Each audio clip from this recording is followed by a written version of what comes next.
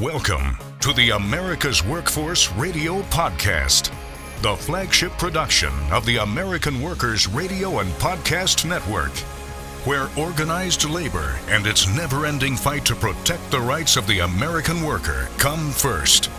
Now, presented by LiUNA, Laborers International Union of North America. Here's your host, Ed Flash Ferenc. OSHA cites a poultry company for its role in the death of a 16-year-old. 17 violations, the fine, $213,000. Today on the show, we talk about assaults on transit operators and our independent labor voice, Tom Buffenbarger, on Boeing. Welcome to the Tuesday, January 23rd edition of America's Workforce, where we are available on at least 5 platforms. That includes Apple Podcasts, Google Podcasts, iHeartRadio, Spotify, and Pandora. Alvy Hughes will be our first guest on the show today. Another new guest. We certainly do appreciate that. Alvy is a vice president for the Smart Transportation Division. Now, SMART stands for Sheet Metal, Air, Rail, and Transit. Little background, he was born in 1972 and is a member of Local 1596 in Charlotte, North Carolina. He began his transportation career with Charlotte Transit, now the Charlotte Area Transit System. He also served in the North Carolina Army National Guard from the years 1990 through 1998. As a member of the local, Alvy has served as local vice president, secretary of the General Committee, and multiple terms as general chairperson of the General Committee of Adjustment. And I'll explain what that's all about. On October 1st of 2014, the Transportation Division Board of Directors elevated him to the Office of Transportation Division Alternate Vice President, and he was elected to the office of vice president at the second Smart Transportation Division convention that took place in Las Vegas 5 years ago, August 1st of 2019. What we're basically going to talk about today is the assaults on public transit operators. And this has been going on for years, and during the pandemic, it virtually exploded. I remember talking about this, especially in New York City. And, you know, New York obviously is one of the transit capitals of the world. And people were frustrated. They didn't want to wear masks. And they just, boy, I tell you, the pandemic just brought out a very, very violent nature in so many people. And a number of them have been charged with crimes, and there's a number that got away with it.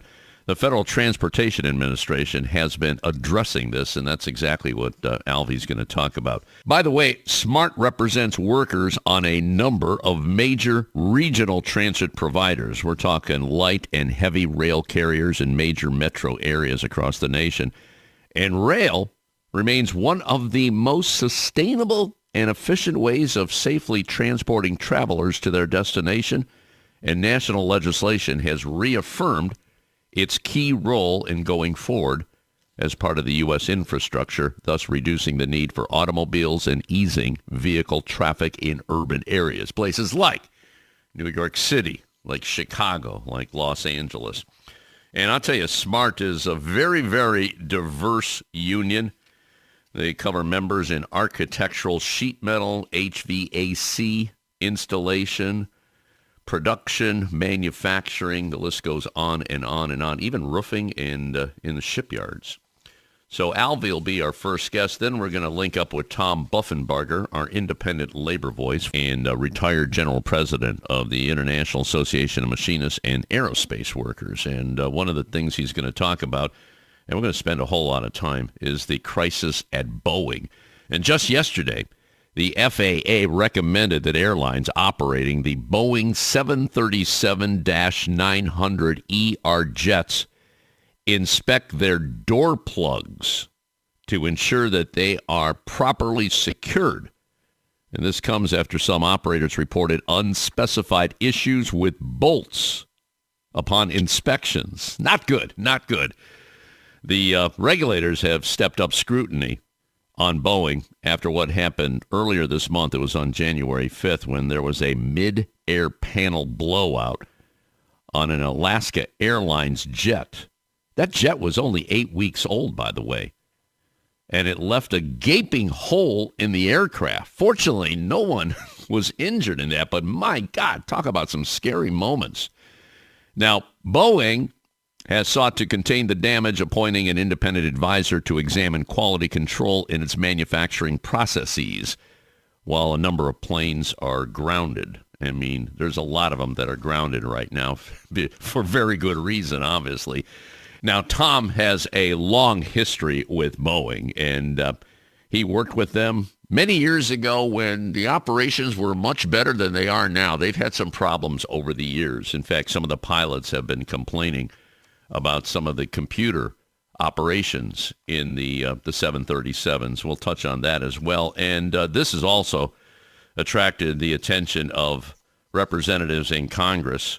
J.D. Vance, senator from the state of Ohio, has asked the Senate Commerce Committee to schedule a hearing to evaluate incidents involving the 737 MAX, Boeing's engineering and safety standards, and the quality of the oversight provided by the FAA and other government agencies. So we'll touch on that. We also have a new general president with the Machinists Union, and talked about this earlier this month. That's Brian Bryant. He comes from the Bath Iron Works in Maine, the shipyard there. And he recently said, and this is great, I tell you, there's a lot of very militant union leaders. Think of Sean O'Brien, Sean Fain, and it appears that Brian is in that mold. He recently, when he took office earlier this month, this is what he said: "It is time to not just improve the state of working people, but to fundamentally transform the way working people live. We demand not just a seat at the table, but a chance to call the shots." Before Brian and the new executive council can tackle the economic problems of the future facing workers as a whole, they have to tackle the union's future for more than a year. The retired General President, Robert Martinez, and other officers toured the country talking to individual members about what they expect out of the union. The result is a report by the IAM Committee on the Future, and the report has been sent to the council, not released yet. So it'll be interesting to see what comes out of that. So Tom Buffenbarger, our independent labor voice, will button up the show as he usually does this time of the month. Now for a look into the world of labor, this segment brought to you by Boyd Watterson Asset Management. You can find more at boydwatterson.com. The Occupational Safety and Health Administration has announced that it is planning to fine meat processor Marjack Poultry nearly $213,000 following a teenager's death at the company's Hattiesburg, Mississippi plant last year. We're talking about a 16-year-old boy who was pulled into the rotating shaft of a machine while working on a cleaning crew in the plant's deboning area. This happened on July 14th last year. By the way, the child would have entered the 9th grade last fall. Investigators found that Marjack failed to follow what are known as lockout-tagout procedures to make sure that dangerous machinery is completely disabled. Now, the company had not used a lockout-tagout device to prevent the machine from unintentionally starting during the cleaning, according to OSHA. Now, a separate investigation is underway by the Labor Department's Wage and Hour Division to determine if Marjack or a subcontractor actually violated child labor regulations. Now, keep in mind, fines at OSHA, they're not very large. The bulk of the fines, and here's the total, it's $212,646. $212,646 in fines against Marjack. This came from 14 serious safety citations, which were capped at $15,625 apiece last year. OSHA did not identify any willful violations, which are more expensive. Those go up to $156,000 each. But they come with a higher burden of proof. So it's almost like they picked the low-hanging fruit here. The fine amount could ultimately be lowered in a settlement between Marjak and OSHA. And such cases often stay open for years due to litigation and appeals. Marjak is based in Gainesville, Georgia. They did not immediately respond for comment. In a statement several days after the teenager's death, the company pointed a finger at a staffing company, Oren Staffing LLC, which provided workers to clean its plant, saying the boy should not have been hired. This is what the company said. We're devastated at the loss of life and simply regret that an underage individual was hired without our knowledge. Really? By the way, Perez and his family had reportedly emigrated from Guatemala about 6 years before his death, and one of his greatest accomplishments was buying his own car. That was noted by Kurt Petermeyer, a regional administrator for OSHA. He said in the statement that Marjak is aware of how dangerous its machinery is and failed to take proper precautions.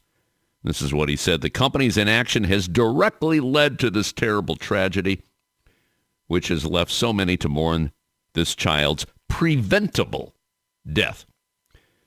Petermeyer noted that Marjak had been cited for another worker's death. This was in 2021, when the worker's shirt sleeve was pulled into the machine.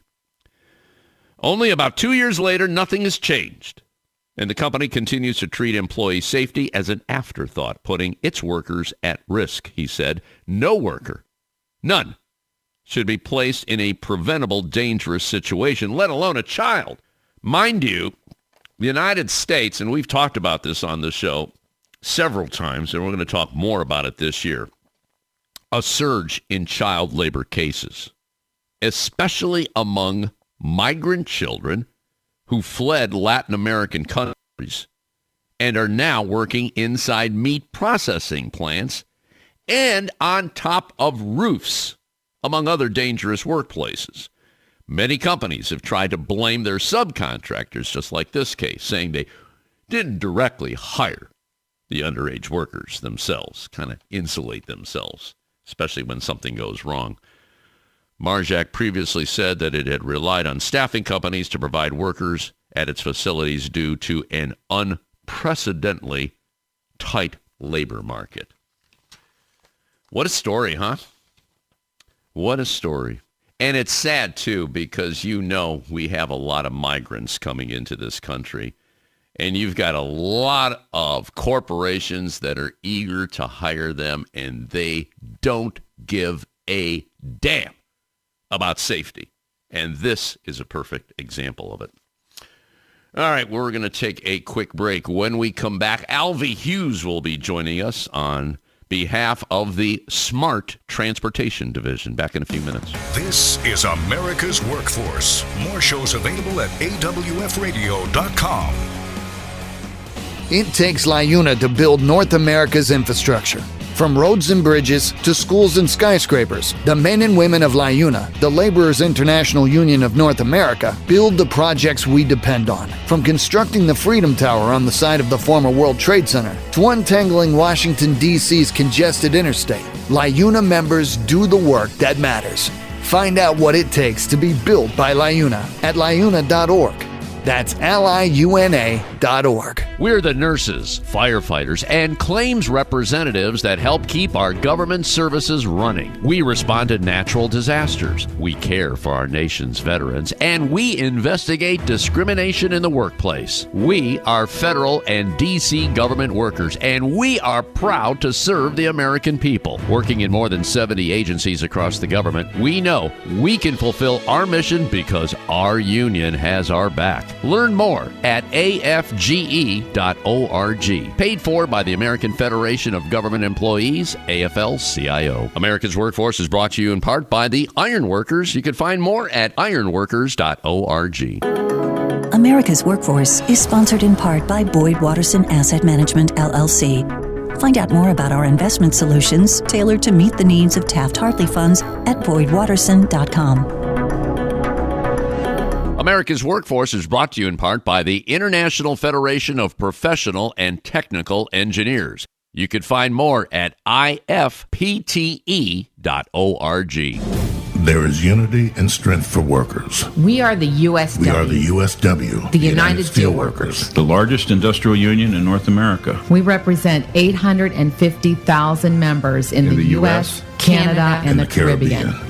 We work in metals, rubber, chemicals, paper, oil refining, atomic energy, and the service sector.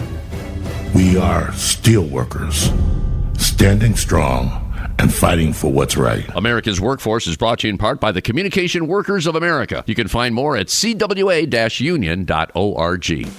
Now, back to America's Workforce. Here's Ed Flash Ferenc. And remember, you can check us out on Facebook or follow us on X, formerly known as Twitter. That would be AWF Union Podcast, AWF Union Podcast. By the way, this next segment brought to you in part by the United Labor Agency, ulagency.org. for complete updates. All right, let's go to line number one. Welcome a newcomer to the show. His name is Alvy Hughes. Alvy is a vice president with the SMART Union. That's the Sheet Metal Air Rail Transit. And he is the vice president of the Transit Division, which is actually located in a suburb of Cleveland, Ohio, Independence, Ohio. However, the main office is in Washington. Alvy's based in Charlotte because, well, that's the area he grew up in. Alvy, welcome to America's Workforce. Thanks for joining us today. And I see that you served in the North Carolina Army National Guard from 1990 to 1998. That had to be an interesting experience for you. But you know what? Let's talk about that and more, and how you got involved in the SMART Union. Can we start right there, Alvy? Yes, thank you for having me. Yes, I want to thank you for the introduction. I did serve in the North Carolina Army National Guard. Started that out when I was kind of young. Went from there and then got into the Transportation Division. Was actually working for Gastonia Area Transit, and then went to Charlotte Transit. And probably been in the industry over probably a couple of decades now. Uh-huh. You like what you're doing? Love it. And, representing workers each and every day, and, which is, we have transit operators, which are essential workers. I think it's an important job, but it's something that I love and I cherish each and every day I'm able to do it. Good to hear. Now, the local that you're still a member of is 1596, and that's in Charlotte, North Carolina. Give me a little background on the local. How many brothers and sisters there, and how we doing down there? Yeah, so Charlotte, North Carolina, we actually represent the Bus Operation Division, and that's actually all the bus operators and the maintenance operators. So it started off at 1715. So it was all one local at one point in time, and then we kind of merged out. The maintenance went off to one local, which is 1596, and then the drivers was state ended up being 1715. So we're probably about a little bit represent over about 500-600 operators and maintenance workers there, and we are going strong in a right to work state. Okay, yeah, boy, there's a lot of them down there. There's no doubt about that. Yes, it is. Yeah, it is a challenge, and I'll tell you, labor's fired up, as you know. And I was just talking earlier about the auto workers, the militancy of some of the union leaders today, and they're going after those non-union plants down there. So we wish them well. We wish them. We know it's not going to be an easy battle, especially in those right-to-work states like Mississippi. Alabama's seen a lot of union activity. And North Carolina, compared to the others, you're not too bad. Not too bad at all. But we're hanging in there. Yeah, exactly. That's what you got to do.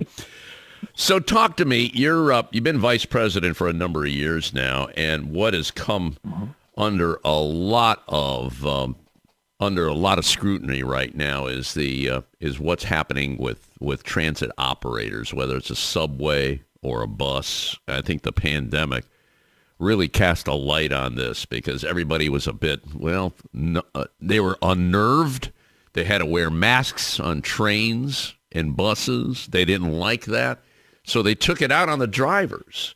And we saw a record amount of assaults here, people being charged, many of them really not being charged. It's sad to see what happened here over the years. But where are we right now? I'm sure you've been collecting a lot of data on this over the years. Alvy, you can pick it up from there.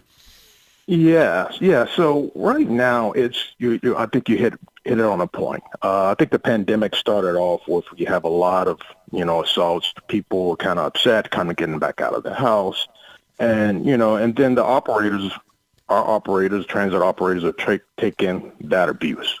Okay, so whether they're upset because of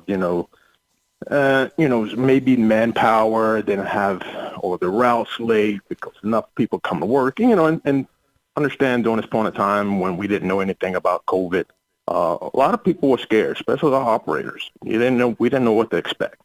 So, then the assaults come, and it has been numerous assaults across the country, and enough is enough. We have seen this probably for the last 4 or 5 years, assaults, but it has increased, and I think the pandemic, we've seen a massive amount of assaults, not with our local representatives and members that we represent, but, in other organizations and nationwide. So, Alvy, when this started happening, what was the reaction with the union here? I mean, we're obviously they were reaching out to the authorities here to do something about it, maybe get added security. What was the game plan back then?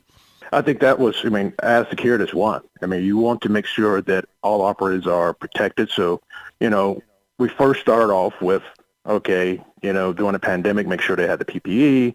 And then we wanted, we noticed that, a lot of our transit buses do not have barriers. So they were kind of exposed to the public. So what we did is we went to a lot of agencies and sat there and say, hey, we need to do a better job of protecting your employees and our members by putting barriers up, or, and even other safety measures. When we talk about how the assaults have created, I think it was, one of the main things is, we have an increase in security. When I say increasing in security, reaction times, making sure that someone is there whenever any drivers are assaulted, we have a good reaction time. And also we have to look at how this is, the assaults are happening to the point of what do they do? Do we have a procedure in place? Do they have panic buttons? When I say panic buttons, it's more of, whenever something happens, you want to hit a panic button and sit there and say, okay, I need some help here and there. So we have been looking at all these things. We've been addressing this with actually different agencies that we represent. And two, we are actually going a little bit farther and beyond with smart transportation. We have created our own committee to try to address these assaults, which is our BTAPS committee, which is Bus Transit Assault Prevention and Safety Committee, to hammer down on legislation, because these assaults are happening each and every day, and it's more assaults, and the penalties is basically a lot of times it's a misdemeanor. Mm-hmm. So you want to maybe change the laws on that, turn them into a felony? Yes, I think that's one thing. I think we do need a harsher law. So we need harsher laws to make sure that they are basically they're not repeat things. We also need, to the point of, deal with local legislators, making sure that they are understanding the problem, what we need to do. And two, I think that a collaboration with local legislators and the federal government, even law enforcement, everybody needs to be a part of this, because the transit operators basically are the transit system, I would say, with the operators, are the artery of this country, and it's the artery of a lot of cities. Sure. That's how people get back and forth to work. That's how people actually have, get to their doctors, or they get to the grocery stores. So this is the transit. Transit workers are a part of the economy. And when that happens, and it's a break, it affects all of us. Where are we with the assaults right now? Because I know they exploded during the pandemic. Have they calmed down to some degree? I don't know if you keep any data on this. I'm sure the various agencies are probably looking into this. What do we know from the SMART Union right now? Yeah, that's a good question. I mean that's the assault data. It's a good thing that the Biden general directive, and then it came out that we are trying an FTA is collecting data now on assaults. Now, this data has been collected before in the past, but it's only when it was a physical assault, which is someone was maybe hospitalized or, had some type of bodily injuries. But if someone was spat on, then that was not collected. So now it's a good thing that all this data is collected, and now we are going to be able to see what's going on from one country or one area to another area. And even in certain cities is to the point of collecting this data is like, okay, do we have routes that are more, we have more issues or assaults going on one route than other routes? We can be able to see this with this data that's being collected with the FTA. Only thing that I kind of hopefully, maybe worry about or maybe sit there and have concerns is to the point that make sure this is transparent. Make sure that we understand that we can see that, okay, this is what happened here and happened there, or making sure every agency is reporting this as it should be, to the FTA. Alvy, did I hear this correctly? You mentioned, say, if somebody on the bus or transit spits on the operator, that's not collected? I mean, is that where they draw the line? If you punch them, then it's a different story? Is that what happens? Yeah, so in the past, that's how everything was, it had to be a physical harm to someone. So someone has to be maybe assaulted and, the medic is called and something to that nature. So yes, and now we can actually, if you are spat on, then that's recorded. In the past, it wasn't recorded. Or even to the point that it's physical. Sometimes it's physical. Mental, not so much as physical, mental abuse. That right now is is collected more than it has been in the past. So we're looking forward to that, and we're looking forward to seeing how this data is coming back, and what can how this new data is going to see the change between this new data and the old data. I tell you, this conversation just baffles me. I scratch my head and I just wonder what has happened to respect in this country for workers. And I'll tell you, it's not good. It's not good. No doubt about that. Alvy Hughes joining us on our live line today. He's vice president of the Smart Transportation Division. Smart-union.org is the national website. We'll continue with him. Our independent labor voice, Tom Buffenbarger, will be talking about Boeing and their problems later in the show. Back in a few minutes. You're listening to America's Workforce with Ed Flash Ferenc. It takes LiUNA to power North America with affordable energy. The men and women of LiUNA, the Laborers International Union of North America, have the skills needed to build and maintain oil, natural gas, nuclear, solar, and wind projects that are shaping America's energy future. From new energy tech to retrofitted facilities, LiUNA members do it all. Find out what it takes to be powered by LiUNA at LiUNA.org. That's LiUNA.org. Are you an experienced mechanical insulator looking to take your career to the next level?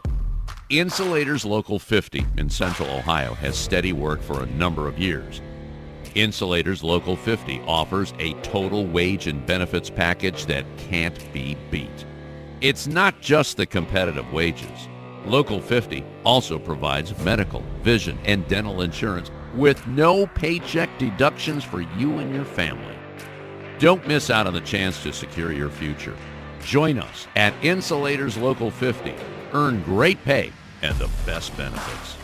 Visit insulators50.com/AWF50 to fill out the online form and a Local 50 representative will call to begin the process. America's Workforce appreciates our sponsor, the Columbus Central Ohio Building and Construction Trades Council, who represents more than 18,000 workers from 19 affiliated local unions and district councils. America's Workforce is brought to you in part by the United Auto Workers. Find more at uaw.org. This segment of America's Workforce is brought to you by Survey and Ballot Systems. SBS has been providing unions with secure and flexible election options for over 30 years. Visit surveyandballotsystems.com to learn more. America's Workforce is brought to you in part by the United Steelworkers. You can find more at usw.org. Now, back to Ed Flash Ferenc with America's Workforce. And remember, you can check us out on at least 5 platforms. That includes Apple Podcasts, Google Podcasts, iHeartRadio, Spotify, and Pandora. And when you get an opportunity, just sign up and receive our shows on a regular basis and give us a rating. We always appreciate those 5-star ratings, so please keep them coming. Let's go back to our live line. We're talking about operator assaults on buses and transit in the country. A lot of this exploded during the pandemic. Alvy Hughes joining us from Charlotte. That's where he's based, and he is vice president of the Smart Transportation Division. SMART stands for Sheet Metal, Air, Rail, and Transit. Smart-union.org is a national website. You can get a lot of information on this very diverse union. But today we're talking about bus operators, subway operators, and how they're being treated on the job, and it is not good. Now, you were telling me in the first segment that they put up a lot of barriers, and I was just wondering how effective those barriers have been. And you also mentioned like panic buttons. I'm just wondering where the panic button, does that connect with a local law enforcement authority? Where do we stand on these issues to protect those drivers right now, Alvy? Yeah, so when we talk about barriers are something that most transit buses comes with. Most of them are half-partition barriers. We are seeing, and we're requesting in a lot of areas, requesting the full partition barriers. Now, the half-partition barriers has always been something that you've been using for safety, but sometimes when you have passengers that are getting in some type of conversation with the operator, they are actually looking at that and reaching around those barriers. So we are, so now transportation is coming with the full barriers. Only issue with that full barrier thing is that sometimes depends on where you're at in the geographic of in the country where you're at. That right side is creating some type of glare. So we're working, different agencies are working, and we definitely want to work with the bus companies to try to have some type of barriers that you don't have a glare. But that's part of protecting that operator.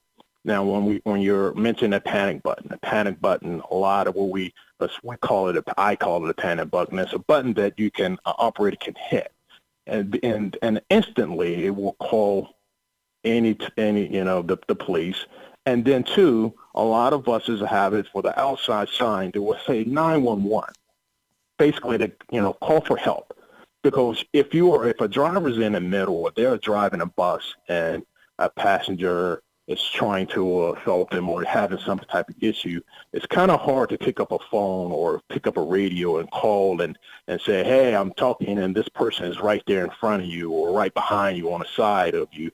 So that panic button is panic button help protect the operator so they don't have to, be in a situation that they're, trying to call some type of authority in front of anyone that's trying to assault them. Mm-hmm.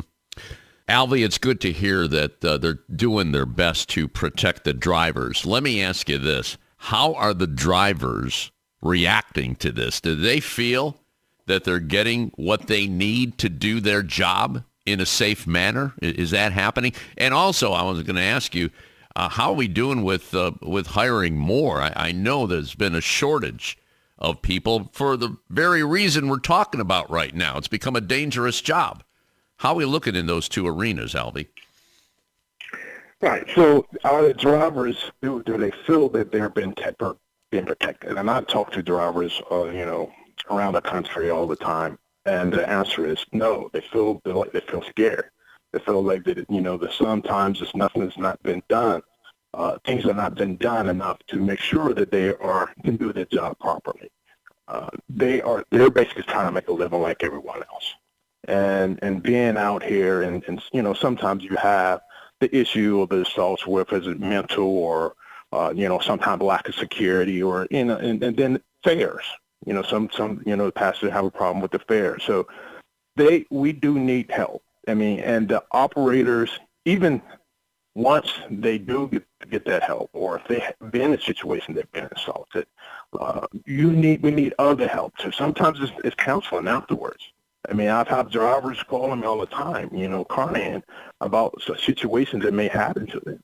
So we have to do a better job with protecting the operator.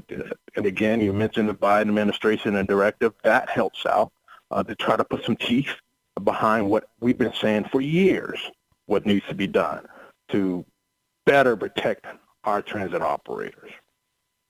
Now, is this going to become a money issue here? And I know under the current administration, they've really done a lot for mass transit. They really have done a lot. I'm just wondering, what are you hearing? I mean, you're in the middle of things right now, being a vice president at the Smart Union Transportation Division. What do you see down the road here? Yeah, I mean, of course. I think we can do this smartly, and I think its first thing is to try to adapt a plan. It is some funds. I do think that transit systems is not probably, especially with security, it's not funded enough.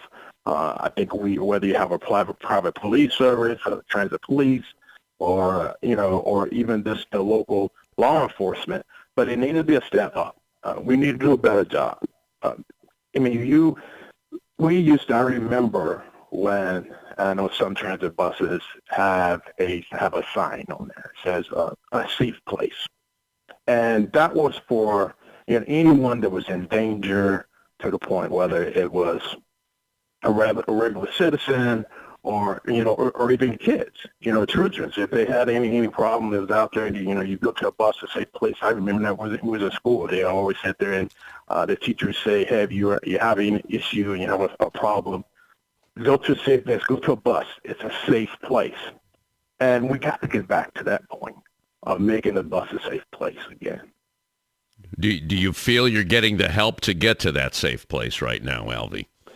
Well, I think that I think this Biden administration directive is key to getting to that point. Now, I know it's one of the key things that this directive captures. It was the security, training, and the legislative role of it. When we talk about security, we got to make sure that we have enhanced the response time that we kind of talked about, and making sure that when they have problems, we have the authorities there. Surveillance cameras, seeing when it does happen, and we're looking at these cameras, and we're making sure that that whoever the person is that causing the assault or is getting off the bus. So that, and even using it as a deterrent as well. Yeah. And then of course we talk about the panic button. And then we, doing it, talking about training, even to the simple thing of self-defense for operators. Maybe we need to look into that. De-escalation training. So those are some things that we need to do. And then when you talk about the legislative role, we need to look at the local legislative, but we need to make assaults on a driver a felony. Any operator, transit operator, should be a felony. We need to look at that role. And I think a collaborative effort together. So I think it's a start. I am excited to see how this will go. These are directives that the Biden administration have actually laid out, and every agency has to follow by. Part of this is having a labor management. Basically, this is something that labor and management will sit down and try to come to a means, or we're trying to come to situations from both sides to say, okay, this is what we need to do in this area for this agency to make sure that every employee and our members are safe. There you go. This is what we need to do, and this is when we're going to do it. Okay, let's go in that direction. Okay, brother. Alvy Hughes joining us in our live line today, Vice President of the Smart Transportation Division. National website, smart-union.org. There's a good group. They're part of the Transportation Trades Department of the AFL-CIO. Please stay in touch with us on this. I mean, we got to protect the people that are driving those trains and buses and the people in there. And we really have to address this issue. So it sounds like you're on top of it. And this show's open to you, brother. Anytime, okay? Thank you. Give us a call. Thank you. I appreciate it. Thank you. All right, we're going to take a quick break. When we come back, our independent labor voice, Tom Buffenbarger, will be joining us. This is America's Workforce. It takes LiUNA to keep America running. Over 70,000 public employees are part of LiUNA, the Laborers International Union of North America, delivering critical services such as healthcare and emergency response, as well as maintaining roads and sanitation systems. Even the National Postal Mail Handlers Union, representing over 47,000 U.S. postal workers, is affiliated with LiUNA. Find out what it takes for LiUNA to keep America running at LiUNA.org. That's LiUNA.org. The Heat and Frost Insulators and Allied Workers are proud to be a title sponsor for America's Workforce Radio. The Insulators Union is leading the way in the mechanical insulation industry, fire stopping, and infectious disease control. Regarded as North America's energy conservation specialists, these professionals are known for their professional work and dedication. You can learn more about the Insulators Union at insulators.org. America's Workforce is brought to you in part by the International Brotherhood of Teamsters, where you can find more at teamster.org. America's Workforce Radio is sponsored in part by the International Union of Painters and Allied Trades, District Council 6, representing painters, glazers, drywall finishers, and sign and display industry workers. They remind you that belonging to a union is your right as an American. This portion of the show brought to you by the International Union of Bricklayers and Allied Craftworkers. For more information, please visit bacweb.org. Union members need to be heard. Reliable and convenient union voting has never been more important than it is now.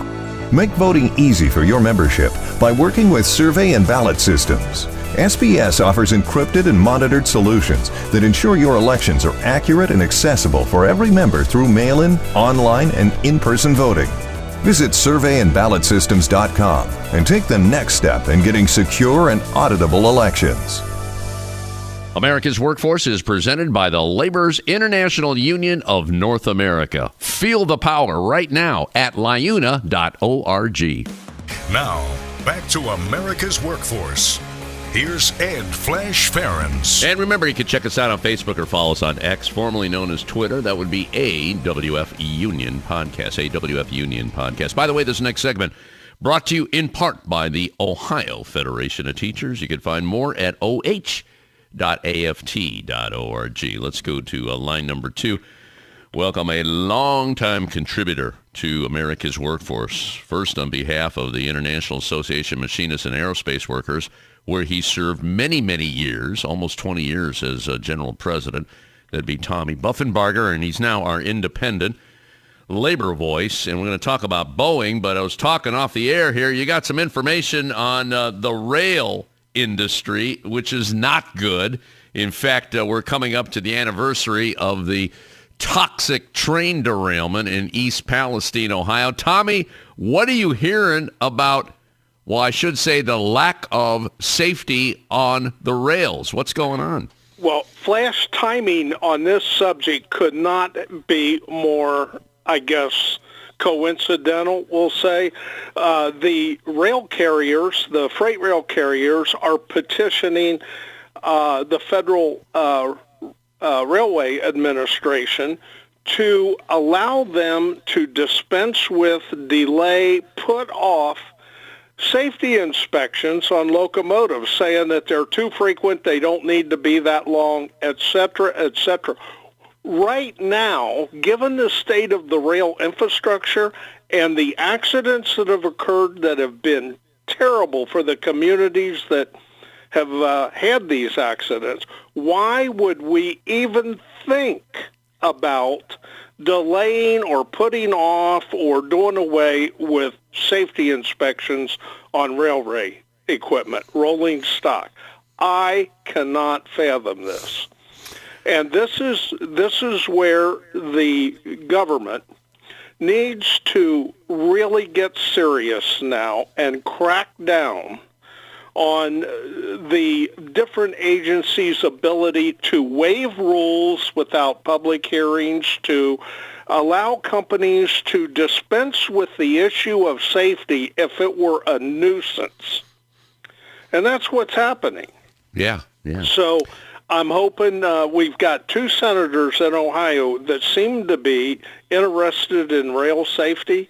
That's our Sherrod Brown, who does a fantastic job, and J.D. Vance, who talks the story. Now let's see if he'll act on it. They need to look into this, call the Railway Administration in for a hearing on this, and ask them what the heck is going on. Yeah.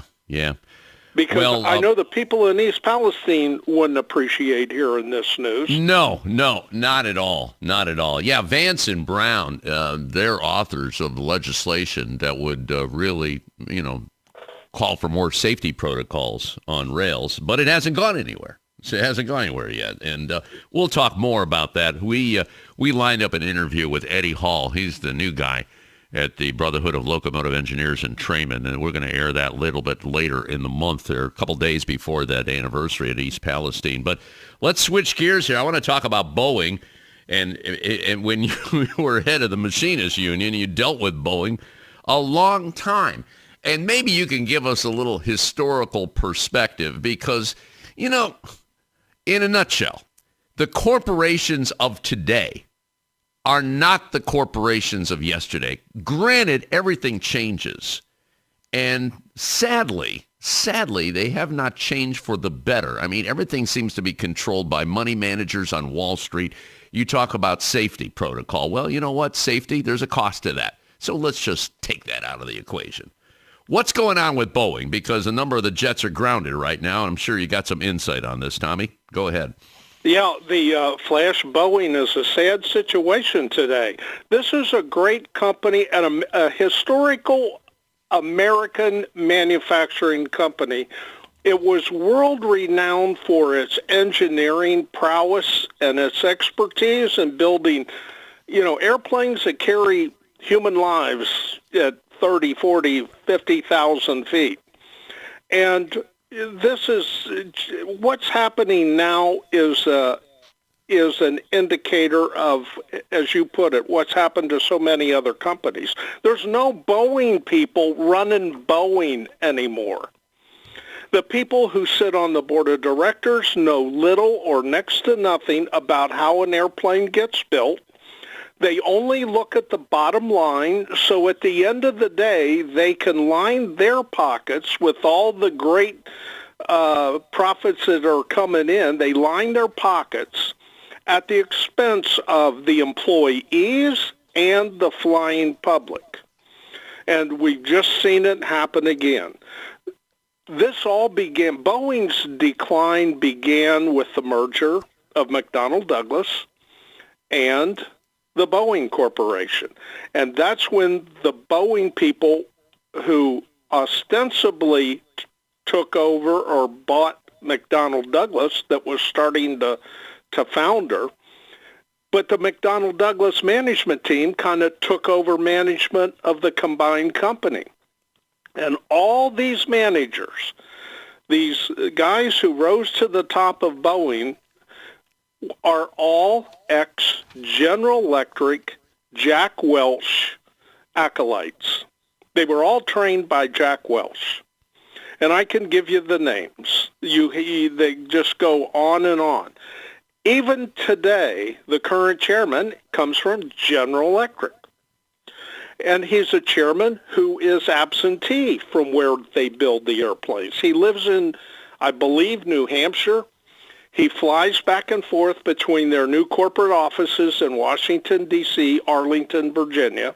And the planes are made in Seattle, Washington. Nobody's paying attention to what's going out there.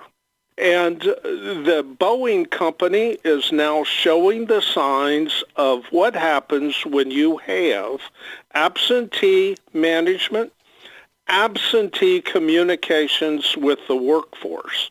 And this workforce has been raising hell about what's going on the factory floor, and nobody listens to them. Well, when planes start dropping parts from the sky or the planes fall out of the sky, somebody needs to wake up. Yep. In the wake-up process, we find that the Federal Aviation Administration in the past, I'm not saying they're doing it right now, but they've given Boeing tremendous leeway on inspecting their own products.